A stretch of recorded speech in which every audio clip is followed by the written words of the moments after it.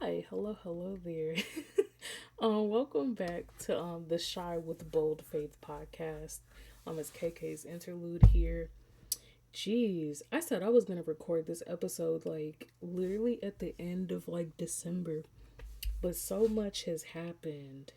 Um, I can't really go into detail about it yet, but just know one of these days I will eventually, talk about it whenever God says it's time to. Just know it was a lot that went on, and it really messed with like my mental health and like self esteem and stuff like really bad. But enough of that. So so today, geez, we're gonna be talking about. It's not gonna really be like as like lengthy per se, but today we're gonna be talking about following God's plan versus like our own. And it's pretty much called Life Isn't One Easy Path. Meaning that life ain't no crystal stair like that one. I think it was like a Langston Hughes poem where it was like life ain't no crystal stair. Like that's pretty much like what I think about. And the whole backstory pretty much pertaining to this one, it's the same as episodes like 5 through 10. As I was given like five different topics to talk about. But aside from that, let's get this thing shapoppin, shall we? You might hear a little ting, like a little, like my phone may go off, or I'm just clicking. I'm kind of just like skimming through like a few of the notes that I've had, cause like from time to time I be going with the flow, but a good chunk of the time, just so I want it to be like organized. I do take like a lot of notes and stuff. So I remember when I was starting to kind of form like not formulate pretty much I started to like figure out like okay, how am I gonna go about this episode? Like how am I gonna go about episode 10? And I remembered randomly just hearing the word serendipity. And I don't even think I said that word right. Yeah, I think it's serendipity.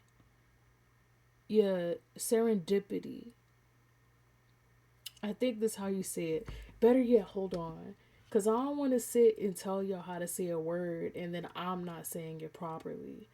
Like, the math isn't mathing in that regard. Better yet, hold on. Okay. Hey Siri, how do you say serendipity? Sure. Translate into which language? Be so for real. Oh my goodness, hold on. Oh, how y'all doing today? Y'all doing good? Geez, there has been a lot that has went on, ever since, Trump became president and things of that nature. But I'm really hoping that, all of us will pray and persevere despite everything that's going on. Because, baby, it's a lot going on. Hold on. Serendipity. Okay, yeah, I was saying it right. I was saying it right. I had to make sure. I had to make sure. Because, I don't know, it's like one thing about whether it's this podcast or whether it's just anything in general. I never want to put anything out there that isn't true or just isn't, correct. And if I do, I literally have like no issue with just like saying, hey, the way that I said this was wrong, or the information that I presented that I thought was accurate was not accurate at all. Like, I don't have an issue with that. So pretty much I was looking up, I heard the word, right? And it was just random. I just heard serendipity and I'm just like, that was random. So I look it up and it pretty much means like the faculty or the phenomenon of finding valuable or agreeable things not sought after or sought for. So it's essentially good things happening to you, but you didn't ask for it. It just randomly happened. So like let's just say hypothetically, you like I don't know, let's just say you're prepared for like a test or something and you oversleep and you're like, oh snap, I'm late. I'm late. And you forgot to bring some like a writing utensil. And once you sit down and you're prepared for your test, you realize you forgot your writing utensil. But next thing you know, lo and behold, somebody had an extra pencil that they let you borrow. Like they randomly were like, "Hey man, it seemed like you're in a little bit of a panic. Here's a pencil." Or let's just say the desk that you were sitting at, some like a random pencil is just like sitting there, and nobody says, "Oh, well, this is my pencil," or whatever the case may be. Like you just find a pencil and you have the ability to like take your exam now after not being prepared pertaining to that. Like it's random. Like it's good things that happen to you just randomly, right? So to this like even now, just think about it, I'm like, it's just super random. But something that I think how serendipity kind of correlates with the topic is that in a lot of different ways, the plans that God has for our lives sometimes is in a sense is like serendipity. Like sometimes we're unprepared or sometimes we never anticipate what life brings or you know, how things end up. And in the midst of us trying to go with the flow and trying to like figure stuff out, those good things or those random things happen to where we end up having the things that we need, or we end up having like a better day by just those random things happening, those good things that happen that we just don't seek out. It just happens, you know, and it's like God is just looking out for us essentially. So, geez, it's like when it comes to just making plans or just like the future as a whole, like making plans for the future is really, it's important for like every single one of us as human beings. Like whether you're in grade school or college or you're in the workforce as an adult. So, from organizing daily plans to making just long-term goals like in general, literally it's in every single aspect of our lives, as we grow from like mere babies to like elderly people. However, it's like, within the midst of us, making plans for our lives is so on. There's a few cliche things that we always say sometimes, such as follow your heart and follow your dreams, in a world full of people that, is slaving day and night to make ends meet. And sometimes they don't have the ability to need or feel like, they don't have the ability to follow their dreams or feel the need to do so or whatever the case may be.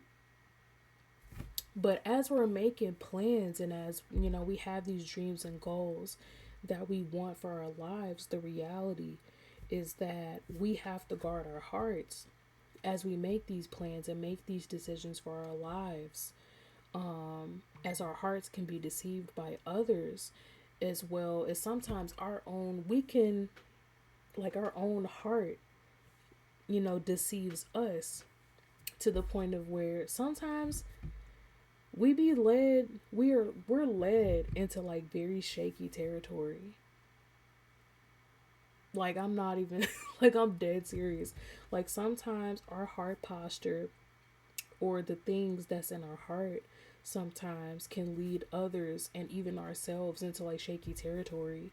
And like some examples of that definitely is like Jeremiah chapter 17 verses 9 through 10, because a lot of people use that in the sense of like the heart is wicked and don't trust it and do.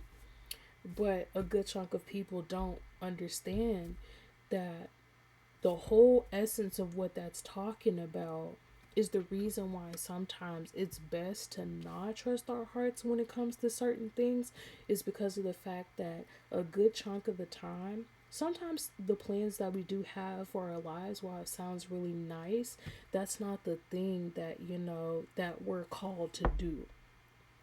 And then also at the same time, a lot of people have a tendency to hide a lot of things in their heart, and they use other things to put on a mask or to facade or put on a facade when it comes to certain things.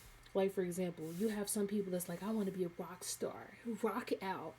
But meanwhile, even though on the outside they're saying that's what they want to do, the inside is saying, okay, being a rock star is cool because in a lot of ways it will help us to get validation, and it will cause us to be heard and to have a voice, especially living in a world where a good chunk of the time we literally don't feel like we're being heard at all, right? And then some people will be in toxic relationships and so on, and they'll say things like, oh, my heart, you know feels for them and wants to be with them and do. But the reality is that their heart doesn't want that person at all. They miss the familiarity of said, that person gives them, because of the fact that they're not used to being around specific environments where they feel safe. So a good chunk of the time, people will return to the things that feel familiar more than feel safe. So either way, in those regards, sometimes our hearts can be deceived into going into shaky territory. Long story short. However, again, another example of that, can be in Matthew chapter 7, verses 13 through 18. And then also at the same time, if you have specific plans or you have dreams or goals that come directly from God, as you continue to seek, communicate, excuse me, and like have a relationship with Him, He'll give you the desires of your heart, that are appropriate. Like, He not gonna have you out here just wilding out, essentially. So, so great examples of that. Like one example, like a scripture would be like Matthew chapter 6 verses 25 through 33. And then Joseph, Abraham, and Hannah are like amazing examples. As Joseph, God showed Joseph in dreams that he was going to be the head honcho, but his family rebuked him for it, only for it to come to pass. And then Abraham literally promised him that not only was he going to be fruitful, but, his son was going to be fruitful as well. It was going to pretty much going to bring a nation. Like he promised him all of these things. And all Abraham did was just trust and have faith in God. And the same thing with Hannah, who was Samuel's mom. And we talked about Samuel a little while ago. Like, all Hannah literally did, Hannah wanted to have kids. Because I think Elkanah's other wife, her name is Peninnah, I think. And Peninnah was like picking with Hannah. And all Hannah wanted was to have kids. And I mean, she was praying for it constantly and was being faithful throughout her relationship with God. And God gave her God gave her the desires of her heart, because she wanted a son. She wanted children, and she ended up giving birth to Samuel. Right? So, oh goodness gracious. So I think something as well that I had to kind of like realize at one point is that when it comes to making making plans are normal. Anybody and everybody makes plans.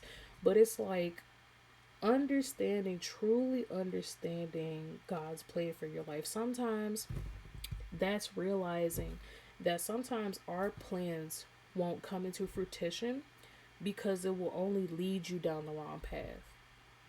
Like, yeah, you'll have talents and gifts in someone, but sometimes the gifts and the talents that you have may not be the thing that you're being called to do. Because, prime example, like David's talent was music. He played the harp. Like, he was playing that harp down. But he was eventually meant to become king. Like, that's one example. So, I know some people will sit and will be like, oh, what's the purpose? Like, what's the purpose of, plans and callings and purpose and things of that nature, or whatever, right? And all human beings, do have a purpose. And obviously, this is a Christian podcast. So, I'm just saying this, because I don't want nobody to hear what I'm about to say and start grumbling, right? But it's like all human beings have a purpose. And it's not only to honor God, but it's also to show honor and respect towards themselves and others as well. It's not always about prophetic calling. It's not all about becoming the next Elijah, right? Like having specific plans or having a specific purpose or calling or whatever. It can literally be as simple as taking care of your pets, your family, becoming a teacher, being a help to other people. It can literally be something super simple. Like, just as a whole. Like, I'm telling you.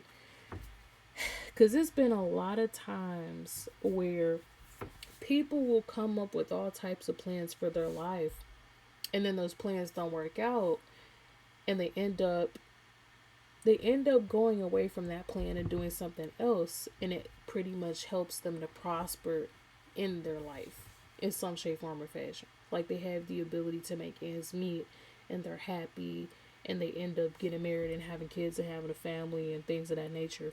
Or they end up, having the life that they've wanted. Like, the general purpose of a plan, like, for example, like throughout the cajillion movies that I would watch throughout my whole life. Like anytime characters would be stuck in a situation or would be stuck in a rut or whatever the case may be, they would always devise a plan or some kind of blueprint that is going to show them, or that is going to, be the say all be all for how they get out of that situation. Like, a plan, just in general, is literally just like a foolproof way to be like, okay, well, this is what I want to do with my life. I'm going to do this, that, and the third. Like, a plan is essentially just a blueprint for the things that we want to do in life. Like, it's literally showing you the process, but just in a more simplistic way. Like, Exhibit A. Because, I like to I like to give definitions and things of that nature. Because when I was younger, I was like a bit of a bookworm. Like, just in general, like the whole thing when it comes to a plan, like literally, according to Merriam-Webster, a plan literally is just a method devised for making or doing something or achieving an end or achieving a goal. Like, you're essentially making, like I said, you're making a blueprint for how you want something to turn out. Long story short, right? And sometimes them plans do not go by what you want them to go by. And that's normal. That's completely normal. That's life. Sometimes you think you want to be Bill Nye the Science Guy, and next thing you know, things happen. You're not Bill Nye the Science Guy, but you're in another area, in another lane, and you're prospering. Right? You encountered some detours, and you still ended up being in the place where you wanted to be. It was a little unexpected, but you're still doing good. like if not decent, right? So, so I'm gonna give you some biblical examples. I'm gonna give you some biblical examples, right? So these examples are basically just showing that sometimes when it comes to us making plans or us feeling like we have specific purposes or callings or so on our life, sometimes it may not go according to plan, but even within the midst of our plan not being done, you know, when God's plan is being laid out in front of us, he makes sure we're all good at the end of the day. It may be a little unorthodox, but he still makes sure that we're good, right? So, prime example. So, the first example is like Elisha. So, literally, Elisha was a farmer. Like, Elisha was literally tending to his family's animals when we first see him. And Elijah literally just tosses Elisha his cloak and was like, here. Like, he didn't say it mean like that, but he pretty much just tossed it to him and was like, you're next in line, dog. And Elisha was like, whoa, whoa, whoa, whoa, hold on now. Like, at least let me tell my family goodbye, at least before I come with you, right? So he was tending to his family's animals and land as a farmer and was assigned to be a prophet, after Elijah. And he eventually was tending to the spiritual needs, the not even just the spiritual needs, just like the physical needs of Judah after his mentor Elijah was taken up to heaven in 2 Kings chapter 2. Right? And then the second example is Paul. So Paul was a Pharisee. You can find that in Philippians chapter 3 verses 5. He was a Pharisee that was persecuting Christians, right? And it was just crazy. But he was molded into a warrior of God and was responsible for preaching to the Gentiles and bringing the gospel to the Gentiles until his death in 2 Timothy chapter 4 verses 6 through 8. And then Timothy, third example, he was just chilling. He was just chilling at home, just learning more about the gospel and just listening to his mother and his grandmother. And then it got to a point of where Paul pretty much trusted him so much and really gave reverence and respect to like his Timothy's higher ups, who were his mom and his grandmother, that and I could just, like I said, correct me if I'm wrong, but it got to a point of where he was taught and learned so much from Paul's ministry and just learning and growing in God, that he grew to be one of the early leaders of like the early Christian church in 1 Timothy chapter 1. And then last but not least, you have the disciples. So these were young men that were raised. They had all types of different jobs. Some of them were government officials, tax collectors. Some people were zealots. Some people were business owners and fishers, right? But they submitted to God and were some of the first people that was responsible for the spread of the gospel, when the early church was being formed, and they were the first martyrs for Christ, right? And then that question that a lot of people have is like, how will we know what God's plan is for our life, or how will we know what our calling is, and so on, right? Because there's a lot of people that be like uber obsessed with like, what is my calling? What am I supposed to do? Am I gonna be the next Paul? Am I gonna be the next Moses? Right? they'll sit and just obsess over, they'll obsess over it a lot.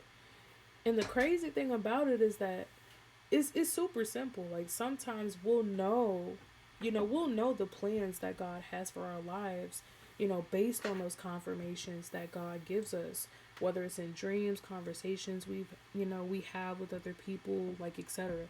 Like, at times that plan that God has for our lives, um, it's like a part of that plan or that calling, gives you a sense of joy in one part, but in the other part, it kind of crushes you a little bit and it takes you out of your comfort zone to where you feel as if like you're essentially being like persecuted. Like literally every single prophet, if not like person in the Bible, felt this way word for word, bar for bar. Like Daniel is an example. David is an example. Joseph is an example. Moses is an example. Like Jeremiah was an example. Every plenty of examples, right? And it's like prime example. I'm still praying about it myself, but even now, like I sit and I pray about like what's God's plan for my life. Truthfully, I'm still trying to figure it out. but but deep down inside, the one thing that does bring a little joy, it does bring a little bit of joy to my heart, is just yapping. I like to yap. I like to learn facts and stuff. And then when I learn those facts, or when I understand something and I know that there's other people that don't really understand it but they're trying to get the gist of it, I like to break things down to people and just like changing their perspective or like expanding their horizons about stuff. Because even me, ever since I was a little girl, I loved listening to people preach sermons because of the fact that especially when like it hits home, it really causes you to expand your horizon and really look within and really ask yourself, oh, what are things that I could change, or what are things that can really help shape my perspective of the world around me, and how can I improve and become a better person, if not a better Christian, or just like a better, I don't know, like how can I observe and seek out knowledge better? Essentially, I love gaining knowledge. I love gaining knowledge, learning knowledge, sharing knowledge with other people. It's just, I like just wisdom, right? And I think the one thing that does bring me joy, to an extent, is really just like helping other people out in the sense of like, I don't know, I wouldn't say teaching, but it's like in the sense of like breaking other things down for people. Um because I don't think I really had anybody to kind of break specific things down to me when I was younger. So it's like for me, it brings me joy in helping other people out when it comes to merely just simplifying things that a lot of people tend to overcomplicate when it comes to learning brand new information. Like they'll sit and they'll make this alphabet soup, this super thick alphabet soup that's like just hard to digest. And it's like for me, I like to sit, I'll look at the alphabet soup and I'm just like, okay, well, I'll eat it. And then once I eat it, and I'm just like, oh, it's not hard to eat it at all. It's literally just the contents of it that's like a little bit of the issue. But once you get around to it, it's quite simple. Like I like to break stuff down and I like to symbolize it. Like not symbolize, I like to simplify it.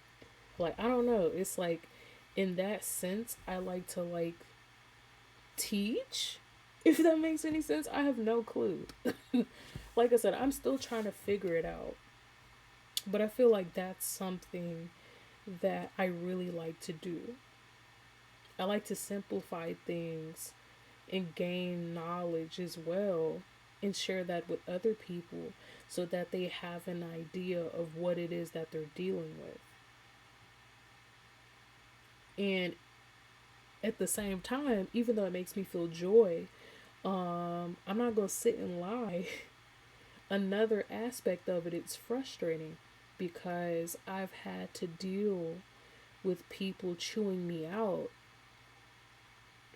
for exposing specific things and simplifying it and just calling it out for what it is, right? Like, not even on no social media stuff. Like, it's been times where I've exposed, you know, I've literally observed people's behavior, and then when I just straight up say, hey, this is essentially what's going on, and they're like, no, it's not. And I get chewed out for it. So I feel like that's the one thing.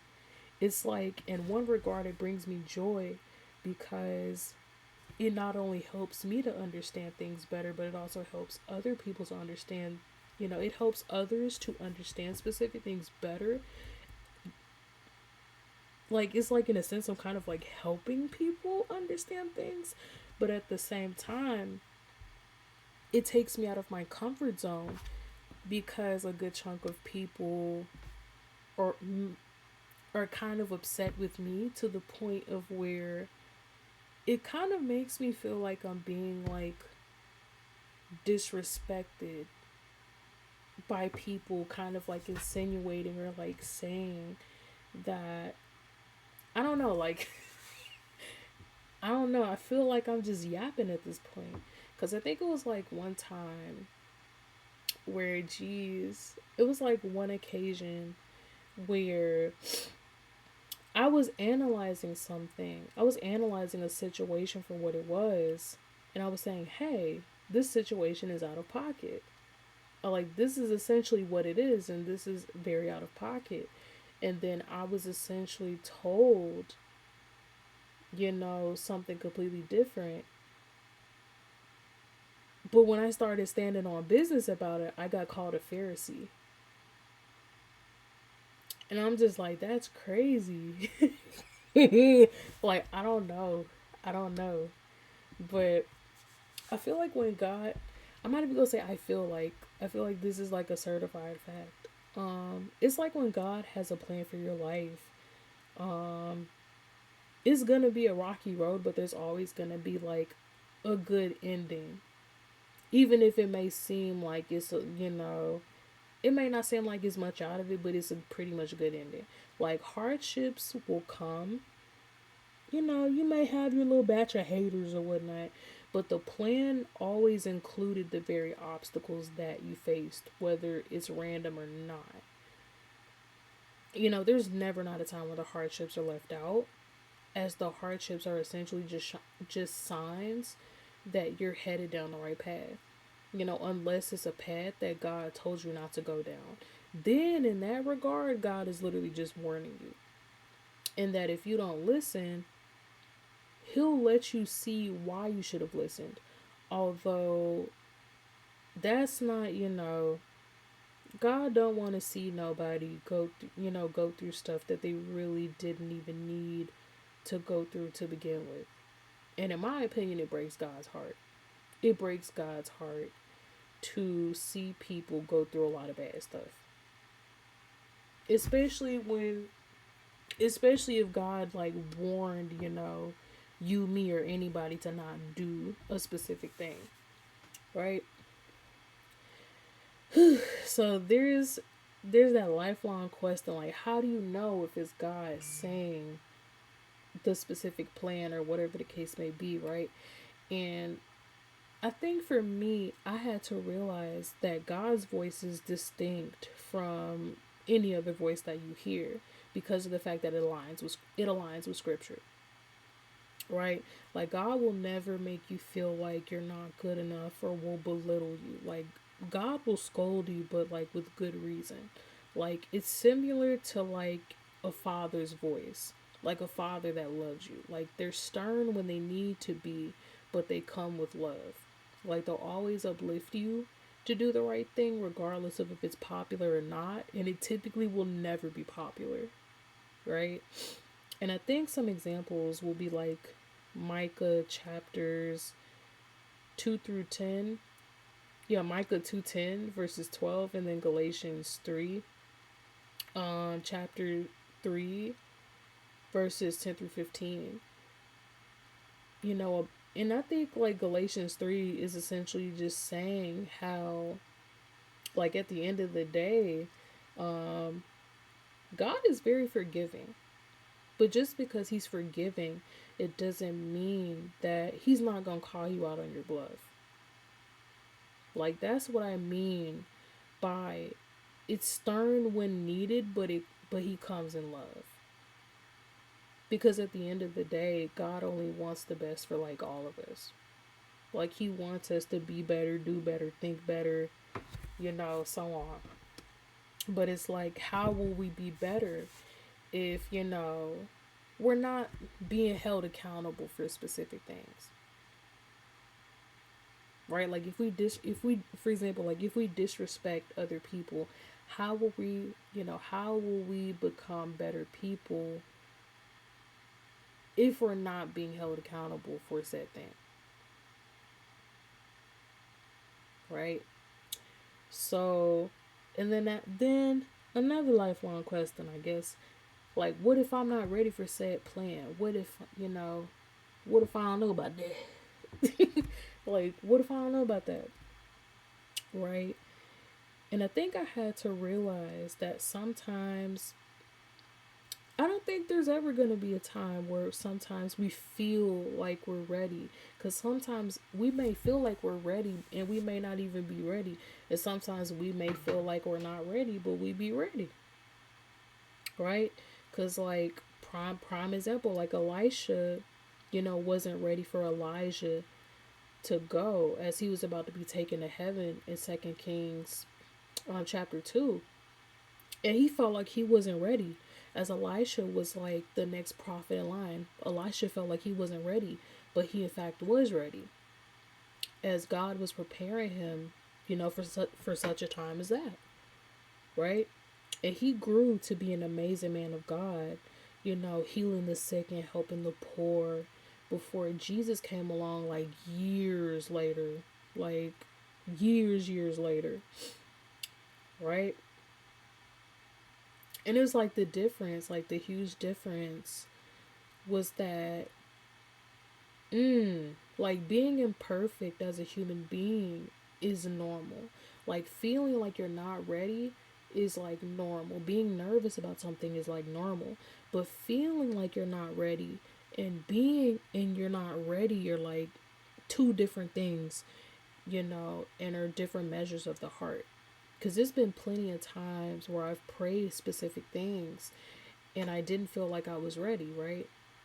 Because, like, prime example, I think I was like, when I was graduating, when I was in college, as a matter of fact, when I was in my senior year of college, I felt like I was ready. I was like, give me my degree now. Like, I felt like I was ready. Only to realize that I wasn't ready at all. Like, I didn't have not scholarship, I didn't have an internship or anything, right? I wasn't ready. There were specific things and specific classes I didn't take, and I was very unprepared. Like, it wasn't until I sadly got delayed, like, by 2 years, that I then knew that, like, I felt like I was ready, but at the same time I was kind of going with the flow. So in a sense, I still kind of felt like I wasn't ready, but apparently God said it was time, cuz then I graduated. I graduated from college with my bachelor's, with like a bachelor's degree. So, and even then when I graduated, I didn't feel like I was ready, but I was. Like, I was ready. I just didn't feel like I was ready. And I feel like a good chunk of the time, I feel like sometimes not feeling like we're ready, I feel like it kind of correlates with the feeling of inadequacy, and just like dealing with anxiety and fear a lot of the time. Because I feel like that fear of failure, really just like fuels people into dangerous territory from time to time whenever it's not checked. And it's like I can understand that, because even me from time to time, I have a fear of failure. I have a fear of, to an extent, I have a fear of just failing. Because it's like when you see, the people that you love, making sacrifices in order to make ends meet for you and your family and for other people, it makes you feel like, okay, they did all of this for me. Now I have to do the same thing. I have to come out on top. I have to do this, that, and the third. I can't slack now. I can't do this. I can't do that. And it makes you feel like you have to be on top now at a specific age. And if you don't finish those goals, or if that plan doesn't go through, or if a specific plan that you put in place, it hasn't been reached, or parts of the plan is in session, but is being delayed, sometimes we feel like we're failures, and that's not true.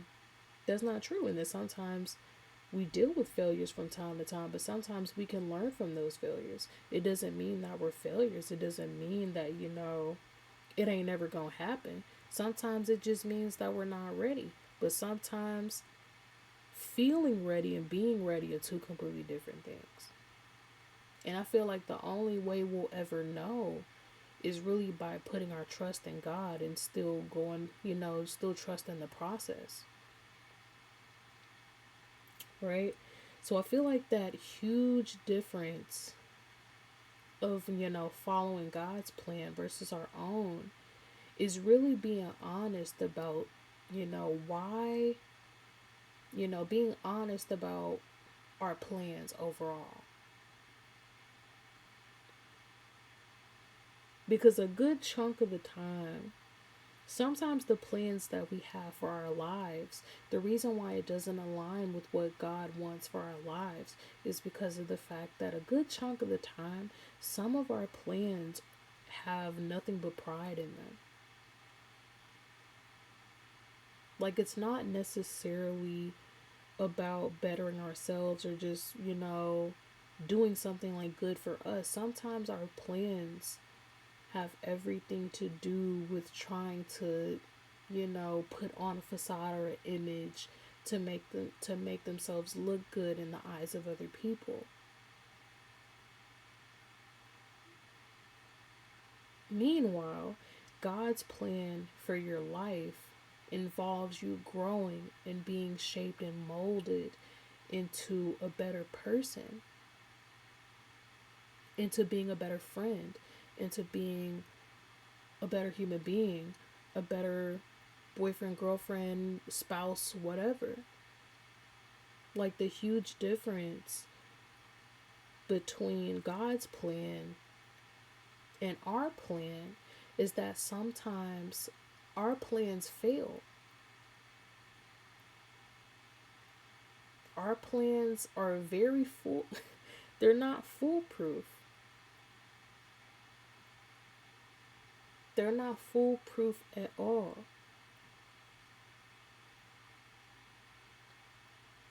And at the end of the day, I feel like this is something that it just randomly came to mind. But something that I feel like a lot of people, I feel like they don't really think about like that, is that sometimes the plans that we have for our lives, it can also align with what God has for us as well. Because it's just like I said earlier, God will give you the desires of your heart as long as you're being faithful and you're following Him and you're trusting Him. I'm not saying treat God like a genie and be like, come on, give me my business, come on. Like, no, that's not how that works. That's not how that works at all. I just feel like it, just in my opinion or just from my perspective, I feel like God will ordain specific things that you want to do because of the fact that it has the capability to help inspire or change other people's lives. Like even if it does make you like a good chunk of money or like a good lot of like a good amount of money, if it has the capability of positively affecting other people and like changing their perspective of who God is, I feel like he'll be fine with that. Right? If it has the capability of positively just leaving a huge impact on other people, I feel like yeah, it'll be cool. I don't know, that's just my perspective though. I don't know, that's just my perspective. Cause I don't know, this just my perspective. Cause everything I've done so far, like even with graphic design, I didn't think in a million years that that was the thing that I was going to be led down to do as a career. Yet here I am still growing my business. Or, I wouldn't have thought in a million years that I pretty much would have a podcast where I'm just yapping about random stuff and I'm just talking about the love that I have for God, right? And I know somebody right now gonna be like, I don't know why I joked about this a little while ago. Cause somebody had made a post on Facebook or something where they would sit and they would be like, oh, only terrible people or only people that had a promiscuous past or whatever would sit and all of a sudden make the switch over to being a Christian and talking about God, right? And I don't know, it just kind of it made me giggle a little bit. But then again, I do have a tendency to joke about anything and everything. Well, not anything and everything. It just depends. Cause I feel like laughter is good for the soul. But like literally, just with this podcast, and even with like my YouTube channel, I like to joke about stuff. I like to gain insight. And as a Christian, I obviously like to talk about God because the reason why is when a lot of the stuff was happening to me that happened to me, one of the main people, um, geez, one of the main leading factors into me just giving life another chance when I really felt like I didn't want to be here on earth like that no more was God. So yeah, it's like the one thing I will leave you with is that life is never gonna be easy, especially when you have an adversary like the devil. Because of the sole fact that the devil is such a loser that he'll literally do anything and everything to stop any plans that you have, whether it's something that God wants you to do or it's something that God approves of you to do. He'll literally do anything and everything to stop that specific thing from happening. Either way, despite life having its struggles and you going through triumphs, we just gotta walk with we literally just have to pray to God. We just have to pray and walk with our head held high, right? The same way how David was literally